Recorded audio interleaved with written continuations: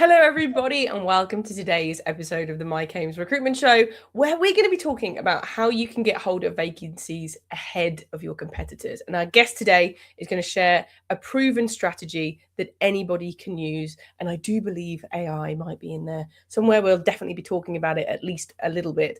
And before we introduce our guest, we do have the magnificent man himself in a magnificent shirt. For those of you who are listening on the podcast and can't see it, it is the one himself. It's Mike Ames. How you doing, big guy? It should be in the Louvre. It's that beautiful, is what I think. It's magnificent. Yeah, in the janitor's department, maybe. Yeah. I'm very pleased to be here. Yes. And actually, you're lucky to have me because last Friday and Saturday and Sunday, there you go, I was sailing down the Dovey estuary and back up again in a paddle boat. I slept over under. Was it a rough cut punt?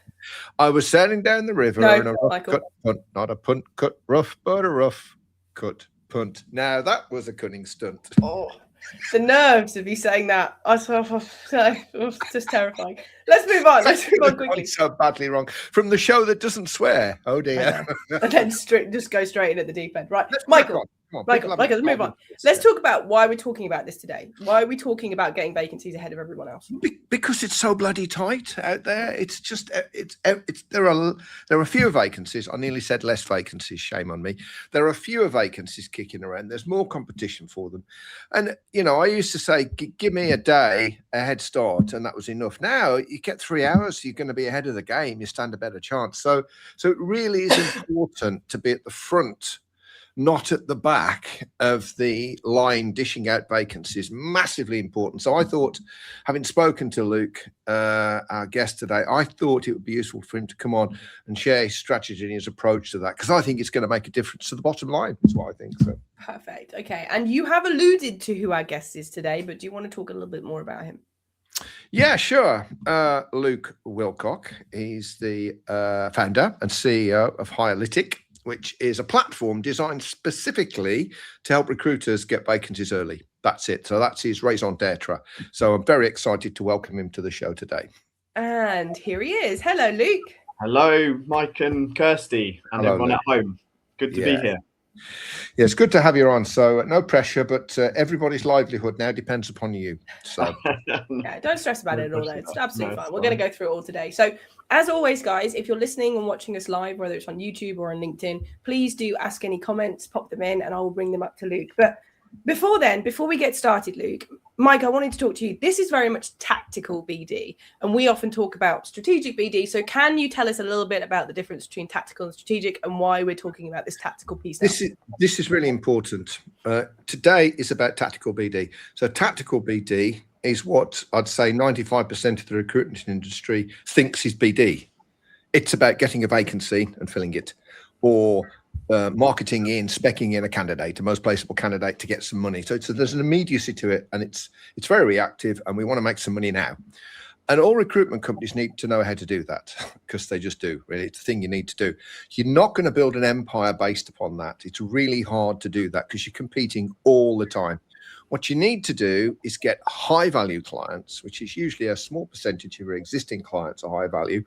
And there's a definition, which I'm not going to talk about today, but they're higher value to you. That don't mean to say they have lots of vacancies and they're a mass company, because they tend to be lower value because they want everything and they don't want to pay anything for it. They know the price of everything and the value of nothing. So it's not that. It's specific types of businesses that you can get on with, that get certain types of vacancies you can fill. They have more than one vacancy. And your job then is to position yourself as the apex supplier, because when you do that, you make lots and lots and lots of money, right? So we're not talking about that today. We're talking about tactical BD, where you can get vacancies and work them and make money now. That's the point of it. Hope that was okay. Yeah, and you need both as well. Both in an organisation are important. Perfect. Hence why we've got Luke on the show, of course. Yeah. Exactly. So, Luke, when I was in recruitment, I mean, it was around 2008, I'll give you that, but job boards were always the place that you went to seek out roles. They were the big head honcho. Why are they less effective to win business nowadays than perhaps they were in the past? Yeah, good question. So I guess going back a bit to what Mike's alluded to already, that the market is just very, very competitive now, as we all know. So job boards, I'd say they work, of course, and they're a consistent source of vacancies. But the problem isn't reliability. The problem is that actually reliable for everyone at the exact same moment as well. So as soon as a job role goes live on LinkedIn at 9 a.m., 20 other agencies now spotted that by 10 a.m. And the hiring manager's inbox is completely full before lunch. And you're not competing for a mandate at that point. You're just competing for the attention in a very crowded room. And that, by the way, boys and girls, is a very nasty place to be. We don't want to be there. That's what's called the commodity end of the market. No, not for us. So we don't want to be there. Okay. And I'd say that the deeper issue as well is not that job boards only show you, they're only showing you what a company's already decided. So the role already exists and the budget's already approved and the brief's written. So you're not adding as much value there. All the intelligence is historical. And that's by the time you see it with job boards. So let me just dive in on that. So Yeah, what you're saying is then that your chance to shape the role or tell people they're not offering to pay enough or they're looking for hen's teeth or whatever, that's all gone because they've made their call, let's go. So you then get a chance to influence their decisions. Yeah. I mean, you'd have to advise them to then go back and rewrite the job brief, which is a much later, harder thing to do.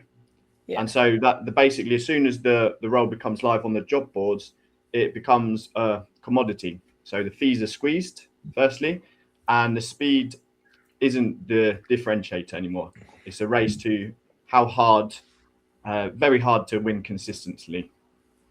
Right, that makes sense. Okay. I've got a question for you on that as well, because we're talking about job boards, obviously, but can I also ask as well? So even with existing clients where you're not the apex supplier, so maybe 5-6 agencies who are preferred, approved on the list like you, getting vacancies all at the same time. It's still a similar kind of race, isn't it? Obviously not as many as the world, but it's still that kind of race, isn't it? Yes, of course. And if you're talking with existing suppliers, but you spot that they're going to need hiring pressure very soon, and you reach out to them earlier, they're going to take that as a very good sign. And then put you a bit higher up, that you're much more engaged with that company, what they're doing, and much more knowledgeable and more likely to go with you on that one. Good. Okay. And one other thing, going back to Kirsty, because you said obviously back when you used to use job boards, I think that really made sense when it was the only option. Yes. But the question now is whether they should be your primary lead source. Most agencies, they are, and that is the problem. Things have developed and changed technology now. Interesting. As well, they're not cheap. They weren't cheap back in the day, but I think they're like even more expensive nowadays, which when they're less effective seems a bit cheeky to me, but we'll move on from that. Let's not attack job boards. That's not what we're here for. That's a different conversation. So the next thing I want to talk about is you obviously talk about preempting the vacancy. Like once it's live, it's almost a little bit too late. So in your opinion, why do a lot of recruiters lose opportunities before they've even published a vacancy? Yeah, I guess it's the same thing because they're arriving too late. So we need to start with a company that doesn't just wake up and decide to post a job. There's a chain of events that happens leading up, and most recruiters are seeing the last step of that when the job ad's posted or when it's live. And the sequence goes something like this. So there's a change in the business, and that will create an internal pressure. Then the next step would be the budget gets allocated, and then the brief will be written, and then the job ad goes live. So the whole process is going to take maybe 4 to 12 weeks, depending on the company size and the role. And most recruiters are just seeing the last step of that. I guess. Can I add a bit of value here? In my IT days, before I went into recruitment, I was in IT. On 2 occasions, I used agencies. As I wasn't a hiring manager directly, but I used to field the CVs for hiring managers. It's my job, one of them, right? And I'm telling you now, this is for contract, but I think to a certain extent also applies for perm. But in many cases, when you're going to hire someone if you're a hiring manager, because you've got a plan, and on it has got A.N.other, another, right? Somebody you want to hire, but you don't know who it is. So in many cases, you know exactly why you're going to need someone and when you're going to need them. In other instances, it's triggered by an event, which I know we're going to talk about later, but it's more difficult to predict. But in many cases, the closer you get to your clients, the more they trust you, the more likely you are to get a heads up of something that could be happening 2, 3, 4, 5 months away in many cases. And that's what we're talking about here, isn't it, really? It's getting intelligence that gives us an edge. Definitely. And there are signals, pre-hire signals that you can find that won't just predict 4 to 12 weeks. Sometimes they're predicting the hiring is going to happen 9 months ahead, or within 2 years sometimes. So you can look back quite far, and that sort of goes to what Mike is saying about sometimes they have a plan, but that plan's normally triggered by something, maybe a new CEO or a new Series A funding that has created that plan.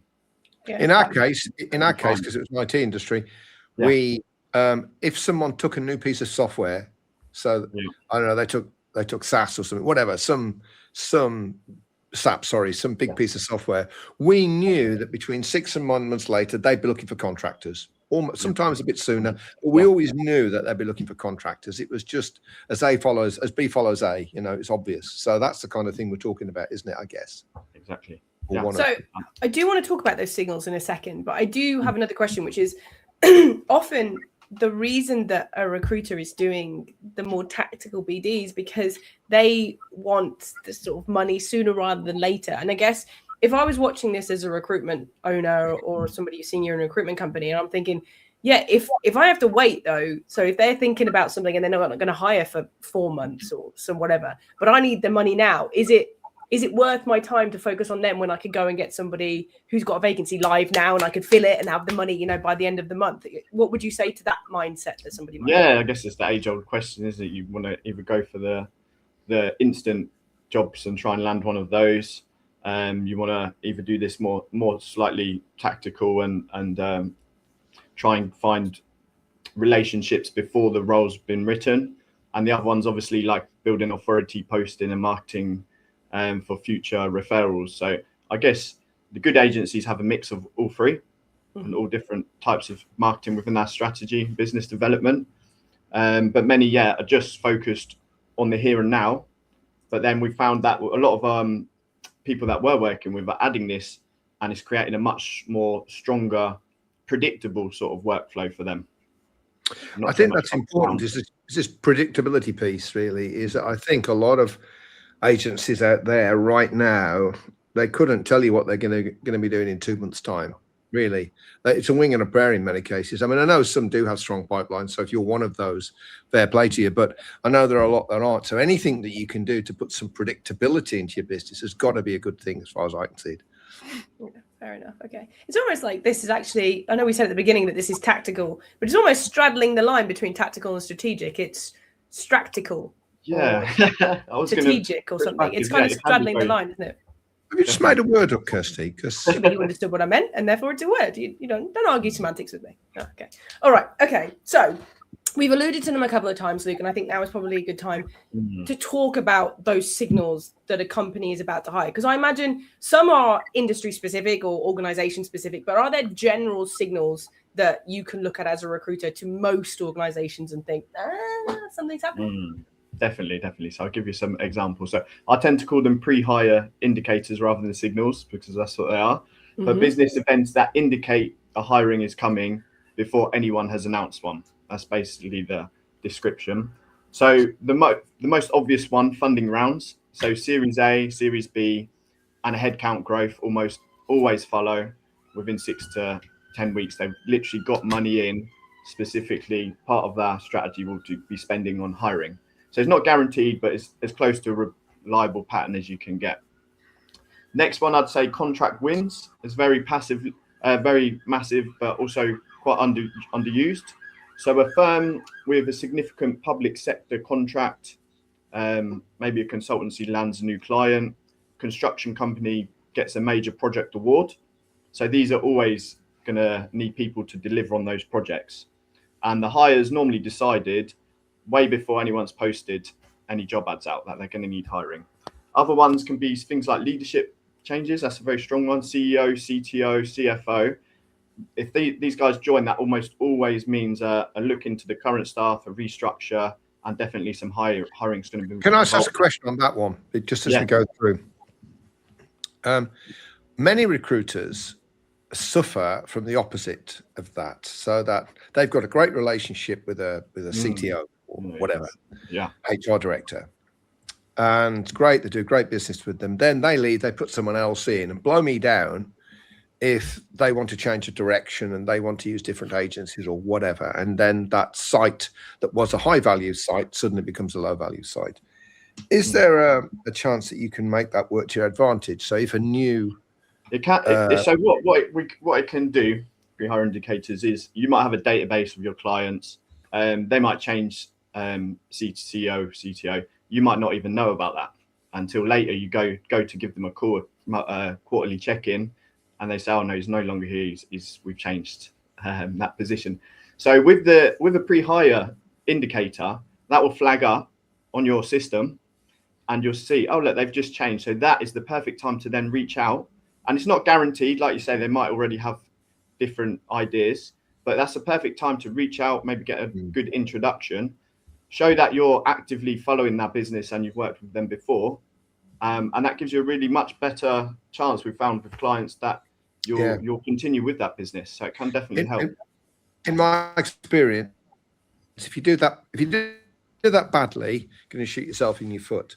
If you do it well, you can actually get an advantage from that. You know, you can actually move forward, whereas perhaps you didn't see eye to eye with the previous decision maker, or they're their favourites and you weren't one of them. This is a reset in a sense for some people. It's a chance to reset yourself. And very often, what I've noticed as well in the years that I've been doing this, like 40 years nearly, is that new people often do like to use their different suppliers. They like to make a stamp on it.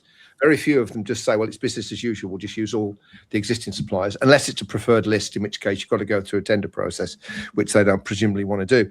But very often they will bring in new suppliers. It's a big chance, and you shouldn't ignore it. And I guess pre-hiring indicators, it's all around timing. So just being there at the right time just gives you the best. Yeah, best I agree. Perfect. Are there any others? Yeah. Oh, there's loads. There's hundreds. Yeah, depends. It's very specialist for different sectors. And a lot of those are definitely quite obvious for larger organizations.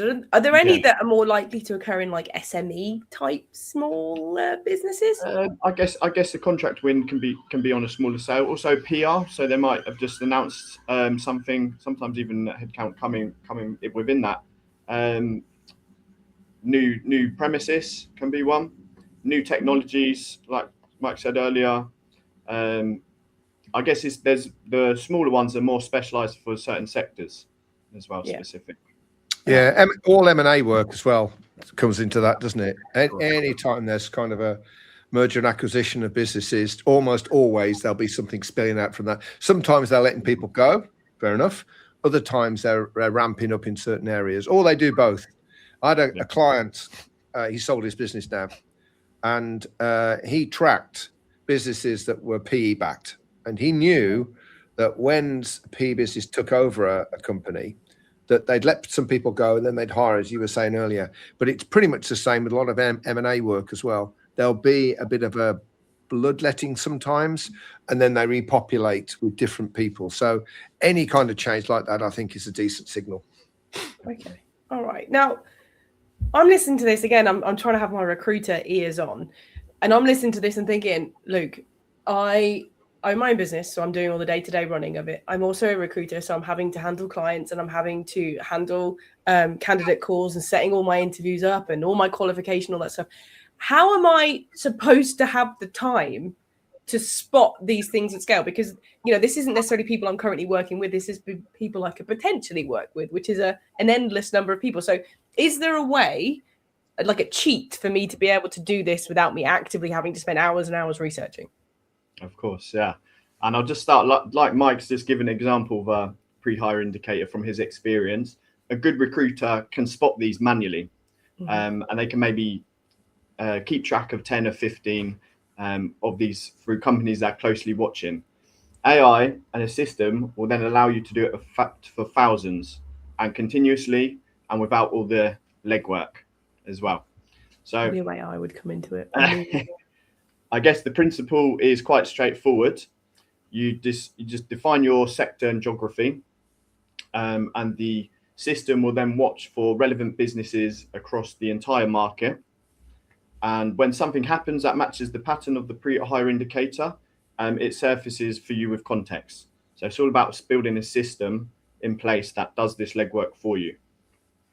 And then instead of a recruiter, for example, spending hours trawling through Google Alerts and LinkedIn, which is where back in the day some businesses would have got a junior to do this stuff, and they just get a prioritized view of which companies are showing those hiring activity signs and why as well. And then the intelligence is gathered, I guess is handled, and the recruiter, so yourself, can then just focus on the call. I think that's really interesting. Let's just dig into that a little bit, because when I'll say a hiring manager, but the decision didn't rest with me, right? So I'll just go with that definition. Someone else made the decision. But people used to target me, agencies did. And those agencies that rang up with a blanket, I mean, I'll paraphrase now, got any jobs? It's like, is that it? Is that the best you can do? The ones that made contact with us that had got an angle, so they got a reason to interact with us. So, hey, I just saw this happened. And it got me thinking as to whether or not that at some point you might need to build out your so-and-so team, or very common in IT when they take new software is that the permanent staff get moved onto the sexy new stuff, but you still got to run the old software for a bit. It's called island technology is the word for it. So you've got this island technology running away, sometimes 6, 9, even 12 months. And they want contractors for that. And we knew that that was a trigger. So if we rang in, and I was explicit about it, I didn't try and go fishing. I knew that they knew that I knew that they knew that I knew. See what I did there? You might need to unravel that a little bit, peeps. But the actual call, I want you to dig in on the call. The call was very specific. I know that this has happened because I saw it in the press in those days. Now, I saw it on the internet, which normally means for my clients, this normally happens. And I just wanted to put myself in the frame that if that happens, then I could help you, because that's my space. And again, it comes back to something that we said earlier in lots of previous interviews that we've done. Niche is everything. The more niche you are, the more powerful that is. If you can actually say, no, that is my space. That is what I do. I am the go-to guy or the go-to girl for that. Then you're more likely to get some traction, because that's what it's all about. And you do have a bit more time here, don't you? Because if this, I mean, obviously people are tracking this. It's not just you, but nowhere near as many people who are tracking job adverts, and vacancy scraping. So I think you do get time, don't you? You do get, maybe days or even weeks sometimes, I guess, perhaps not weeks, but you certainly get days on this, don't you? I think, Luke. Yeah, definitely. You've just nailed a really good point there. It's not just about the timing, but it also actually completely changes the conversation. So you're referring to something that's very relevant and recent to them, and then they're much more interested in having a conversation with you, especially in the age that we mentioned at the start, where there's so much noise out there, and that's just what it is. A lot of spam out there, and people are inundated with messages. If you've taken that time and give a call and done the research, then they're going to be much more open to listening to you. Well, you can spin it out a bit further as well, because these days everyone gets so many calls, and I don't know about you guys, but I've now on my mobile phone, I've got on that iPhone, I've got that interrupt. If people ring me, I don't know who they are. The machine wants to know. There's loads of this stuff going on. That is the thin end of a very thick wedge. So it also means if you've got this knowledge, you can preempt a call, perhaps with an email or a LinkedIn message, to indicate that you're going to call and it's about this, if that's your approach to it. So the key, though, is knowing what has happened and understanding the implications of that, isn't it? It's not just the signal, it's what happens after the signal has occurred, and that knowledge that gives you credibility. Would you say that was true? Most definitely, yeah, 100%. And one other point you made is that a system like this is also bringing back a lot of time to the recruiter. So you're not having to do all of this. You're not having to focus on thousands of different potential businesses. You can just focus on the few and have a real conversation with them. So it was also giving time back to you as well. But you have to know your signals, don't you? This is something else I was going to ask. Is Luke, you mentioned there are some general ones which you kind of told us a second ago, but you also mentioned that some signals are industry specific. So do you have to know what they are in order to tell the AI, or does the AI say, this industry, have you considered these preempters? Like, how does it work? So normally we'd set that up for us as fine, but I'm sure you could just ask AI. It's very clever. What are the pre-hire indicators within my sector? And that should punch out a list of ones that you should be tracking, and then you can sort of build a system around that. Okay. But certainly you can go and double check it, because AI lies, doesn't it? It does lie. True. Some of the signals it'll give you a list of signals. Normally with agencies, we find, these ones are not really quite great, because that means when we get there, it's already and this one's really good actually, and it will really give you some really useful insight. That's a good piece of advice, I think, to use that, like Claude or Chat or something, or Copilot we've got, which isn't as good actually. Anyway, but to see what it thinks about the hiring triggers, and then perhaps cross-check that with your knowledge and experience. Oh yeah, that did happen. When I saw that happen, and then they did hire or whatever. I think a great way to do it. I know Kirsty's keen to get on, but one more quick question on this. Would you say that this is a learning process? So this isn't doing it once and knowing everything. This is getting some knowledge and trying it out for real and seeing how it works, and then adjusting your view of the world and then going again. Do you think it's iterative in that way? 100%, yeah, because the systems that we build, I don't want to get too much into that, but it's quite a bit of a learning curve for the specialist, the agency owner, because it's a learning curve. Sometimes it will bring in signals that are not quite relevant, and it will be pre-hire indicators that are really good. So another side to it we've not mentioned is the AI is actually capable of learning which ones are the best, and it will give more of those, and which ones are not so relevant, and will give less of those. So it can get really advanced. Do you have to tell it that, I assume? You have to say, like, these ones good, these ones... Yes, of course, yeah. Can I ask as well, we believe in cross-pollination, right? So looking at different sectors to see what they do. This is across the board, lots of things, all sorts of things, delivery, marketing, everything. Do you think the same is true here? So you might be very focused on your signals for your sector, but actually asking Claude to look at signals in other sectors and then thinking, actually, that might apply for us as well. Do you think that's a good idea for people to do? Yeah, I think that's a very good idea. Off the point of that, another thing just made me come to mind. Sometimes these pre-hire indicators will bring in signals that are not really quite relevant for you. They might be way too big or something, the company, but they might be really interesting industry knowledge for you to have. And just so seeing this very dedicated information in your inbox every day can be really useful. Yeah, that's a good point. A lot of recruiters, when they're speaking to their clients, we speak to clients and they love the fact that the recruiters have industry knowledge. So that is an excellent point. Well made, Luke. Thank you for that. Okay, so in a second, we sort of alluded to it a little bit, but we're going to be more explicit. But we're going to talk about how recruiters should approach the clients after they've seen these signals. We're going to do that. But before then, Mike, we have a sponsored message. It's still us, isn't it? It's us, isn't it? Yeah. Okay. Let me just say a few words. Right. So for those people that tune into the show fairly regularly, or those people, this is their first time, this is the central piece of our sales and marketing engine. And it has all sorts of benefits to be able to run a show like this.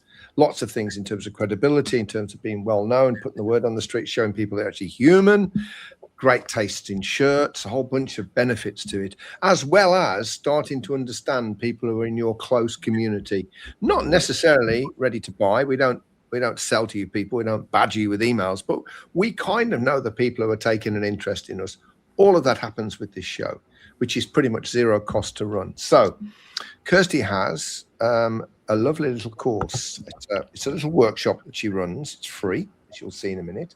And the whole point of it is to show people how to run your own live podcast, just like this one. Now, let me tell you what's in it. Right, okay. So first of all, to choose compelling topics. That means topics that your community are going to be interested in. Not everybody. You can't choose topics that everybody's interested in.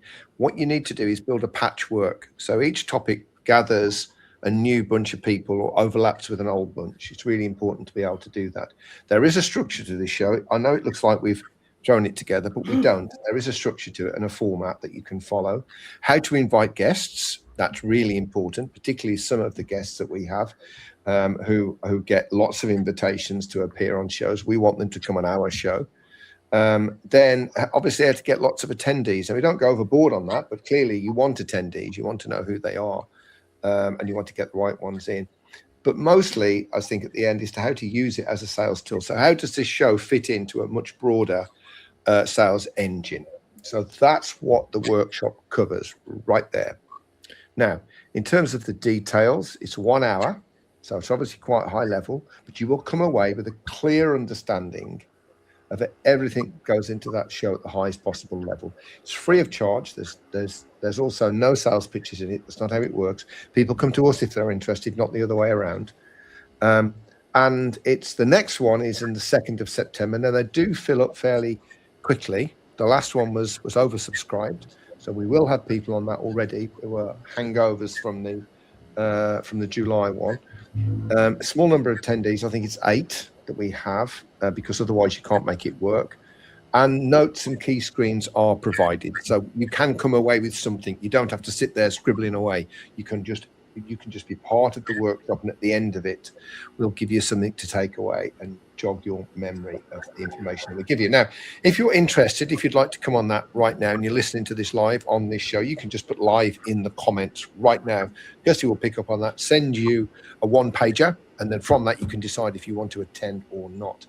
If you're watching a recording of this on YouTube or LinkedIn, or you're listening to a podcast on Spotify or wherever else you pick up your podcasts, then just email the word live to kirsty@flair.co.uk, and that's spelled FLAIR.co.uk. Kirsty, email live, and she will get in touch. Kirsty, could you just add anything to that, I wonder? Yeah, I think the other thing is I'm aware that some people are watching this and think they've got a day job, like we already spoke about, to do this. The whole point is it's designed to be minimal effort for you with maximum impact. So it gives you reasons to interact. It gives you sales conversations. It gives you time with face-to-face with senior people that you want to spend time with. And all of this for a minimal amount of time commitment for a fairly large give back. You know, I love them. I would, because I've been doing this for 6 years, but I think they're great. So I would get very excited as well. Yeah, I think it's really cool. Okay, right. Perfect. Shall we press on, Kirsty? Yes, we will. So as we talked about, Luke, we've identified these signals. We've got that list, whether we've done them manually, whether we've had someone offshore do it for us, whether we've used an AI. We have identified a signal. A potential client is there waving at us that they're going to hire in the next 6 months.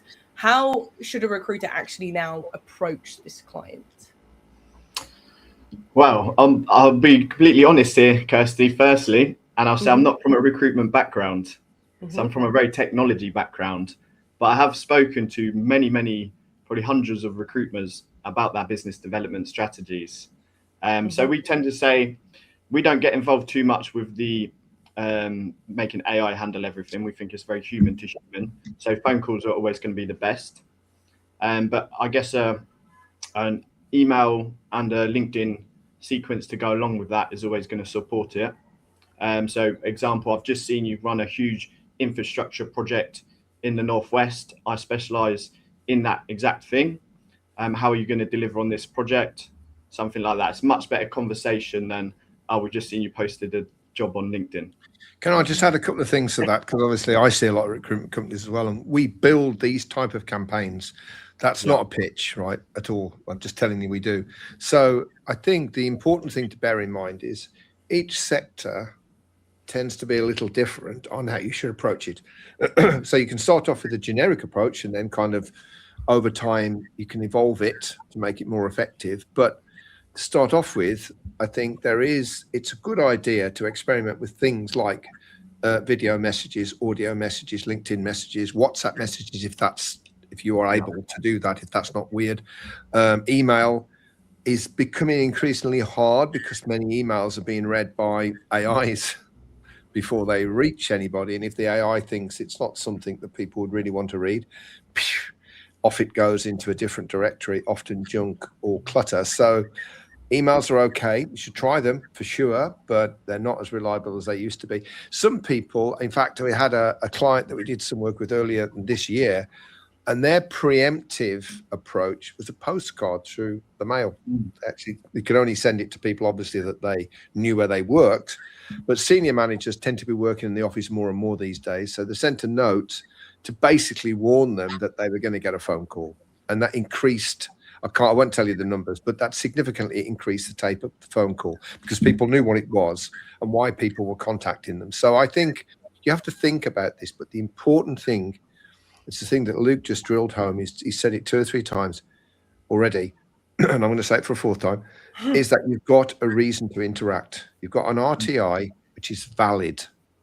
You've got something that is, even if they don't want to deal with you, it's going to put a layer on the relationship bridge because you said, I've seen this, I think that, therefore, this is my area. Can we work together? Even if the answer is a flat no, that's going to be another layer of building that relationship. So maybe the next time you're going to be better placed. Maybe they'll remember you next time. Maybe they'll come to you one of your live events. Maybe when you ring them to see how they are, they'll take the call next time. I don't know, but this is a valid reason to interact, not just I've seen this advert, can we help you?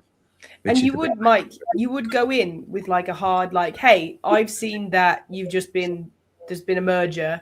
Yeah, I know that what happens now sure. is that there will be, or would you go in with a, hey, I've got an event I'd like you to come to? Or like, how would you just go straight in?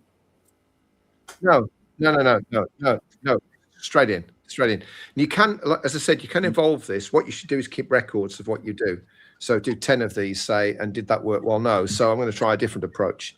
It's about data. The world we now live in is about data, isn't it? Everything's about data. So you've got to understand what works and what doesn't. But in my experience across all sectors, the best thing is I saw this because it was in the public domain. I've worked out, because of my experience in this space already, that this is likely to happen or could happen. That happens to be my area of expertise, and I can prove that, by the way. Just look at my LinkedIn profile and everything that I post. It's about that thing. And therefore, I wanted to know whether there'd be an opportunity at this stage for us to discuss how I could help if your existing agencies fail to be able to deliver the people that you want, or whatever your approach is. Oh, look. Is there a small? I thought there would be a small human who's on their school holidays. I love a live show. This is the thing we love about a live show. There's grandchildren around. Okay, whilst Mike's handling my nibblings, right? I think we're sort of coming to the end now. So, Luke, if I want to take, if we're talking about an intelligence-led recruitment desk, right? In an ideal world, can you summarize for those people listening what that world looks like for them? Definitely. But yeah, just to add on to Mike's point quickly as well, use the intelligence and data that you've got, definitely. Well, that's what we provide. And I will give an example. One of our clients, they saw a pre-hire indicator. They knew they had a really good in. They knew it was a really good company. They also had a candidate that they knew was a strong fit. So they called that company 8 times before they got through to the CEO, and then they won the client, and it's a huge client for them. So sometimes actually just having that confidence that you know this company is going to need some hiring services gives you that extra motivation to go and win the client as well. I think that is a valid point. If you have somebody you know or think would be ideal for them in that circumstance, obviously you don't clearly know the role necessarily. You only know a vague kind of description of the role. But I think that is a very powerful approach. It's the most powerful approach, particularly if it's genuine. You know, this is someone that we're working with, is looking for a role, or she's looking for a role. This happens to coincide. I'd love the opportunity to present them to you, or something of that, whatever language you use. Right? I think that makes a big difference for sure. Yeah. Well said, Luke. Thank you, Luke. Okay, so just to summarize up, yeah. Recruitment intelligence-led desk in the real world. What does that look like, just to help people visualize it? Yeah, so I guess the traditional way, we'll start with that. You'll be checking job boards, LinkedIn, scanning that and getting your list, calling them. Very high effort, very reactive, very low differentiation. Every call is cold because it's not relevant reason why you're making the call. So the conversion is very low, which means the volume has to be very high to compensate. So a bit of a shift in mindset. So the intelligence-led desk completely flips that entirely. You're not asking who's hiring now, you're asking who's about to hire in my specialism in the next 4 to 8 weeks? And then what is the reason to call them today? So it sort of changes, as we just mentioned, how the call's handled. Firstly, the context and the examples. But what that would actually look like is, rather than starting with job boards, you start with an intelligence view. So which companies in that sector have shown movement in the last 7 days, and what happened, and why is that relevant? So you might identify out of that 2 or 3 companies worth calling that morning with a really specific reason to call, and obviously very timely as well. So it's not a cold intro, it's not a pitch, it's a relevant conversation at exactly the right moment. And across a full week, 10 to 15 of those moments compounds very quickly. So more conversations with context, much better conversion, and much earlier relationships. And I guess that's how it would sort of feel as well. Sounds like a good world to me. I'm a big fan of it. Perfect. Okay, perfect. Right, now we are coming towards the end of the show now. So in a second, Luke, I'm going to be coming to you and asking about the top tip. But before then, Big Mike, I kind of got confused between Big Guy and Big Mike there. Big Mike, can we talk a little bit about our next guest? Because I'm excited about this one, I have to say. Let's do that, yeah. We have Neil Carberry, who's as you probably already know, the CEO of the Rec, and he's the outgoing CEO. I think he leaves in the autumn, to be replaced, weirdly, I'm told, by the boss of the company that bought us, actually, Harvey Nash. Anyway, so he's going, but he is particularly well placed on what's happening now in the market and what's going to happen. And I saw a presentation he did, and it was really good. It was really informed, and it made me think. And I think if you're serious about your business, I don't mean this to be condescending, but if you're really serious about a business working now and in the future, it's well worth coming along and hearing what Neil's got to say, because I think it'll blow you away like it did me. So looking forward to getting Neil on the show. I am really looking forward to it. I've heard him speak before. He's great. I love it. So I'm very excited about that show in 2 weeks' time. So, Luke, Yes. You've given us a lot of information, a lot of things to think about now. So somebody's there thinking, right, I like the sound of this. I want to get hold of vacancies before they hit job boards. I want to learn. I want to do this. In your mind, what is the top tip for people to do in order to make this the reality? Definitely, yeah. So hopefully that's been very useful for people at home today. So I guess I think we touched on it a moment earlier. So firstly, go into your preferred AI model or Google, I guess, but ask it, what are the top pre-hire indicators in my specific sector and niche, and be very specific with it. And like Mike said, do a bit of this one's good, this one's good, a bit of cross-pollination. List out the main ones that you obviously think are going to be the best pre-hire indicators for you and your business. And then what I do is go a bit further and ask it, where can I find these pre-hire indicators? So our system's obviously crawling the web with millions of data points each month. But I think if you're just looking at a specific sector and very focused on your niche, you can get the main places to look and maybe build something around that, so you know where to track these indicators. I think that's great advice. I tell you the other thing as well, if you've got good relationships with clients, you can go back to existing clients that you already know and say, here, if this happens, does this mean that you're probably going to be looking for somebody in, whatever, 3-4 weeks time? I think it's okay to do that if the relationship's good enough. In fact, again, it's another layer on the relationship bridge. So it's a good thing to do. I thought you were going to touch something else. So actually ask them, what actually, if you've placed a role with them, what actually led to you making this hire before, and discuss even it. better, yeah, good advice to use your existing clients to give you those signals or help you derive those signals. Great idea. Yeah, it's a great way as well, strengthen that client relationship. You always you've got to protect from competitor attack nowadays, because I tell you, people are coming. So I like that too. Okay, right. We have come towards the end of the show now. So it is time to round up. So first of all, I want to say thank you to everybody who's watched and listened. Thank you so much for being here. If you're watching us live on LinkedIn, feel free to follow us at the Mike Ames Recruitment Show. If you're listening to us on a podcast or watching us on YouTube, feel free to subscribe. We do so love it when you join our family. I want to say a huge thank you to Luke. Thank you so much for being here today and sharing everything with us. That's great. Thank you for being here. Yeah, thank you. Thank you for having me. It's been a pleasure.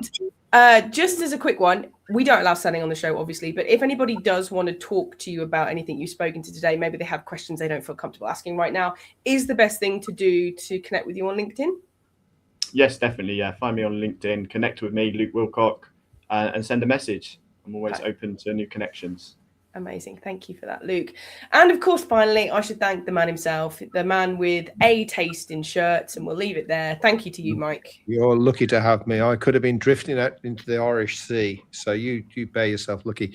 No, thank you. It's been great. Thank you, Luke. Just echo that. It's been brilliant. I've really enjoyed today's show. It sparked a lot of memories from years gone by, so that's always nice, isn't it? I'm just off on a cloud of nostalgia now.